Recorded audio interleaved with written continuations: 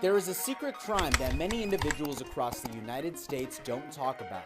Every single day in America, hard-working, trusting, and honest people lose thousands of dollars, totaling up to $143 million a year. This is the world of romance scams. Welcome to Catfished.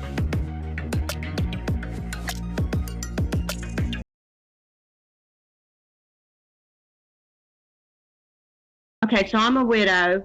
I was getting lonely after a couple years. I wanted to date someone. I wanted somebody to be with me for the rest of my life. I went on the Christian dating site. I met a guy. We texted back and forth for a while. He wanted to know if I would fast with him for 7 days to see if it was the Lord's will for us to be together. And so I said, sure, I would. So I did the best I could. He called me on a Thursday, 7 days later, said that he had some great news that he got from the Lord, that he felt like the Lord wanted us to have this relationship. And as long as we kept him in the center of it, everything would work. So that's how it started. And we moved forward there. And what did he sound like he was from the U.S.? Where did he sound like he was from? He talked very good English.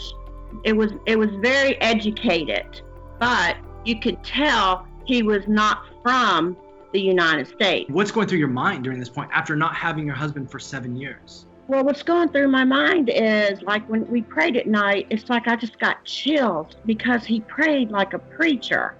I mean, he was good at it. I was like, Lord, where has this guy been after my husband passed? Why have I had to wait this long for a Christian man that I seem to feel like I didn't even deserve?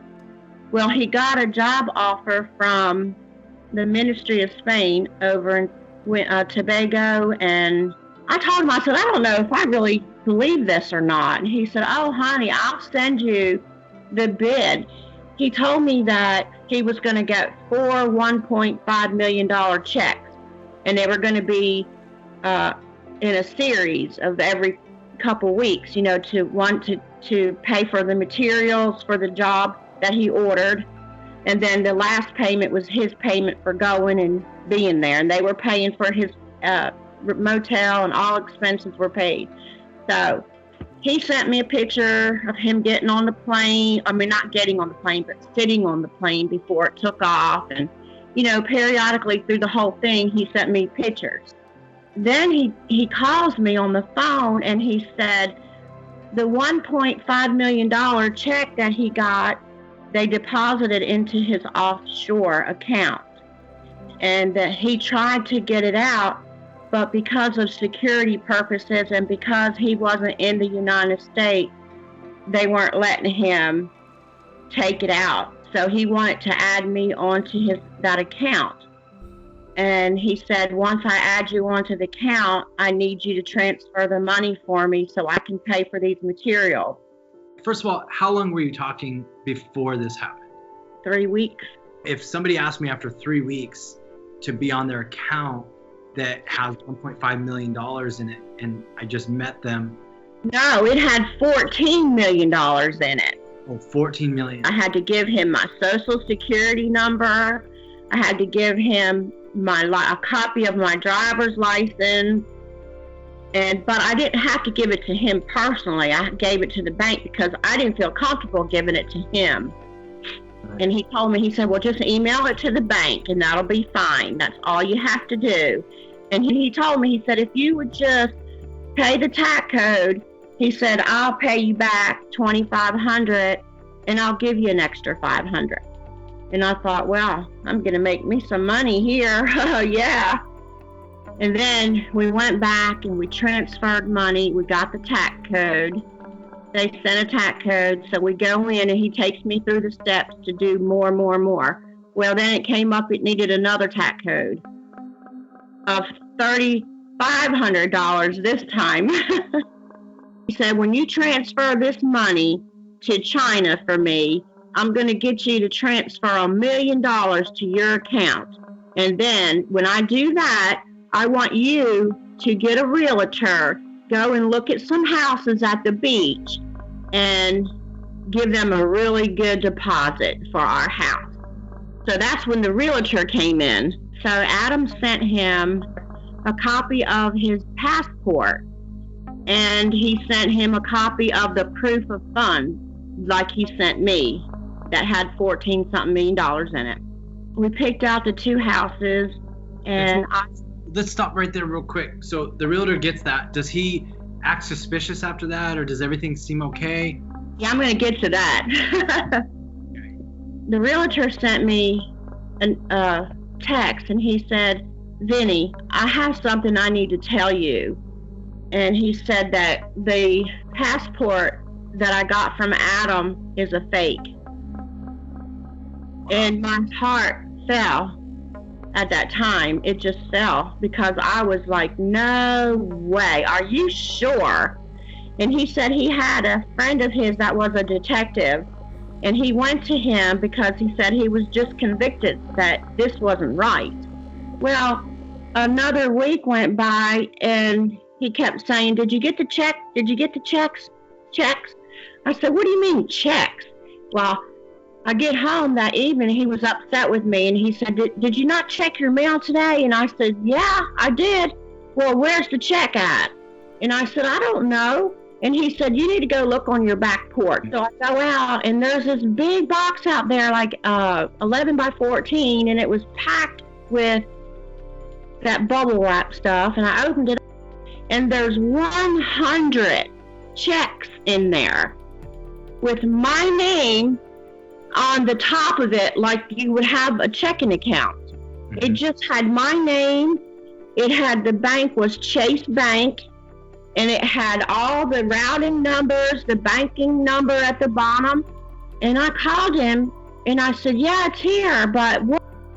I took a picture and sent it to him. I said, there's 100 checks, like if it was my checking account.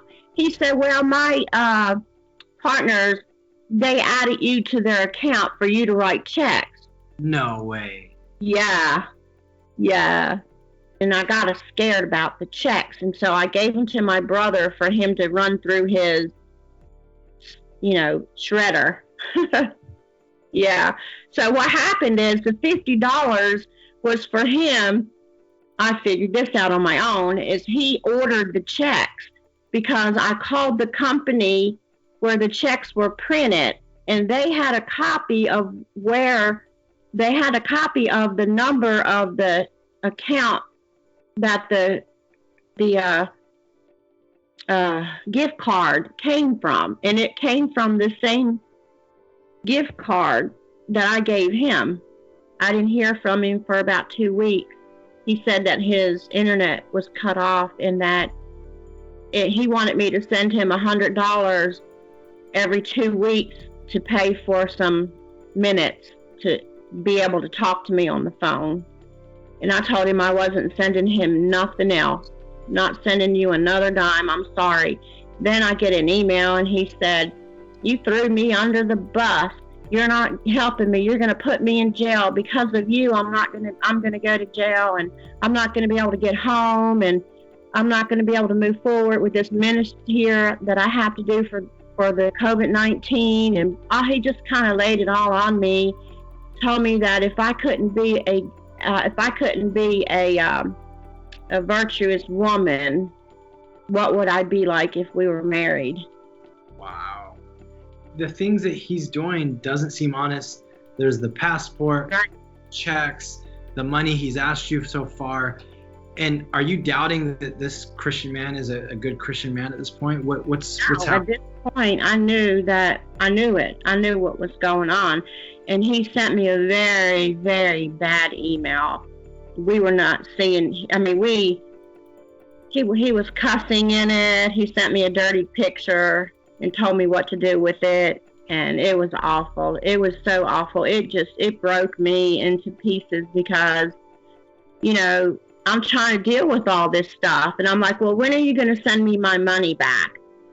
And he said, I'm not sending you a dime. I'm not sending you anything.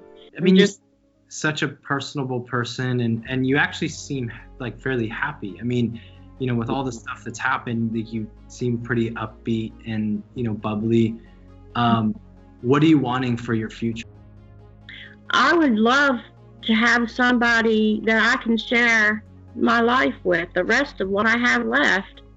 And I would love to be able to share what I have, my love, everything. I would love to have the love of my life for the rest of my life. If that makes any sense. Yes.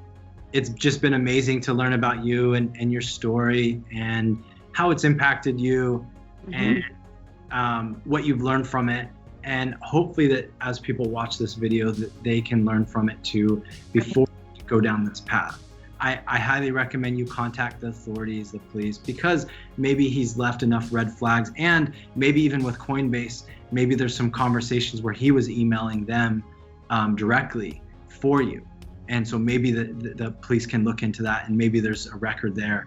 Sometimes, every once in a while, these people slip up and they leave too much information, too many footprints out there that gets them caught. And so that might or might not be the situation here, but we can kind of give you some guidance to help you out there. But the first thing would be to report it to the authorities. And I know it's a little painful, but I highly recommend you do that. Any questions for us, Lavinia? I just really appreciate it, and I hope that somebody somewhere, if it just helps one person stop from being scammed, it would be worth all this. Absolutely. Yeah. So we really appreciate the time tonight, and we'll keep in touch. You have a great night, and have a happy Thanksgiving. Yeah, you too. I hate it took so long. It's okay. Well, I'm glad we got it figured out. Well, thank you. You have a good night. Thank you. Bye. Are you unsure if the person you're talking to online is real or fake? Maybe you've been trying to get a family member or friend to come to terms, and you have a story that you'd like to share about a romance scam. If this is you, email us at sharemystory@socialcatfish.com. By allowing our YouTube audience to hear about your experiences, you can educate them on what you went through and the signs you witnessed. Education is the best way to prevent these scams. Your story could be the reason thousands of scams are prevented.